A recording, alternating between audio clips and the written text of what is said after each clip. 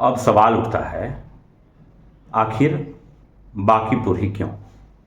बिहार में 243 विधानसभा की सीटें हैं, लेकिन कुछ सीटें ऐसी होती हैं जहां चुनाव सिर्फ विधायक चुनने का नहीं बल्कि राजनीतिक संदेश देने का होता है। बांकीपुर उन्हीं सीटों में से एक है। यह पटना साहिब लोकसभा क्षेत्र के अंतर्गत आता है। राजधानी पटना के सबसे प्रभावशाली इलाकों में भी गिना जाता है। बड़ी संख्या में शिक्षित मतदाता, सरकारी कर्मचारी, व्यापारी, पेशेवर, छात्र और मध्यम वर्ग परिवार यहाँ रहते हैं। लेकिन बांकीपुर की सबसे बड़ी पहचान क्या है? यह सीट करीब 3 दशकों से बीजेपी का मजबूत गढ़ माना जाता है। 1995 से लेकर लगातार इस क्षेत्र में बीजेपी का प्रभाव बना रहा है। पहले नवीन किशोर सिन्हा, जो कि नितिन नवीन के पिताजी थे, और उसके बाद से लगातार नितिन नवीन इस सीट पर विधायक चुने जा रहे हैं। इसलिए राजनीतिक विश्लेषक इसे बीजेपी का सबसे सुरक्षित शहरी किला मानते हैं। लेकिन हर किला हमेशा अजेय नहीं होता,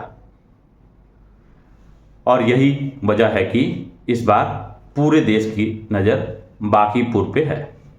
बांकीपुर का सामाजिक समीकरण, यहाँ कायस्थ मतदाताओं का प्रभाव जरूर है, लेकिन चुनाव में भूमिहार, ब्राह्मण, वैश्य, राजपूत, यादव, कुर्मी, दलित, अति पिछड़ा वर्ग और मुस्लिम मतदाता भी अहम भूमिका निभाते हैं।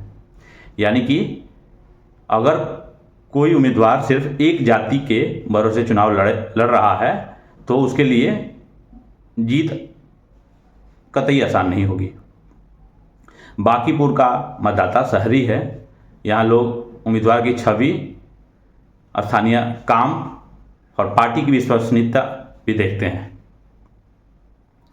बांकीपुर की असली जो समस्याएं हैं, अब जरा चुनावी भाषणों से हटकर जमीन पर चलते हैं।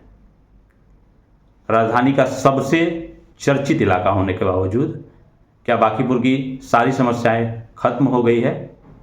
ऐसा बिल्कुल नहीं है। बरसात आते ही कई इलाकों में जल जमाव, डाक बंगला से लेकर अशोक राजपथ तक ट्रैफिक जाम रहता है हमेशा।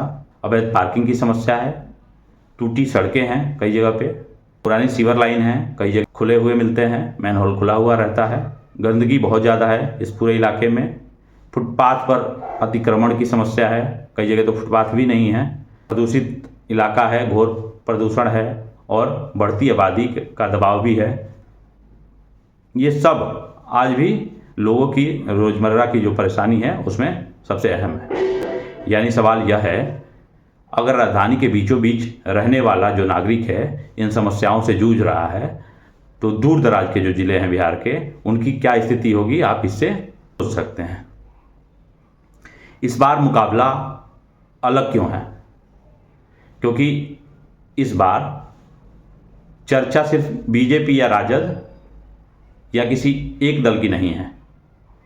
चर्चा इस बात की है कि अगर प्रशांत किशोर जैसे नेता इस सीट से चुनाव लड़ते हैं तो क्या शहरी और युवा मतदाताओं को एक नई दिशा दे पाएंगे? खुद प्रशांत किशोर ने कहा है कि उन्होंने आसान सीट नहीं बल्कि बीजेपी की जो मजबूत गढ़ माने जाने वाली सीट है तो चुना है, ताकि जाति और धर्म से ऊपर उठकर राजनीति की बात की जा सके। लेकिन राजनीति में इरादे और नतीजे दोनों अलग अलग चीज़ें होती हैं। फैसला आखिरकार जनता करती है। अब सबसे बड़ा सवाल, क्या यह चुनाव सिर्फ विधायक चुनने का है या यह बिहार की राजनीति के लिए एक जनमत संग्रह जैसा बनता जा रहा है? इसी सवाल का जवाब हम अगले भाग में खोजेंगे। हम बात करेंगे बीजेपी की राजनीति क्या होती है, क्या हो सकती है, प्रशांत किशोर का सबसे बड़ा दाव क्या होगा, क्या यह चुनाव विकास बनाम जाति की बहस को नई दिशा देगा या फिर अंत में वही पुराना चुनावी गणित हावी होगा। कहानी अब अपने सबसे दिलचस्प मोड़ पे पहुंच चुकी है।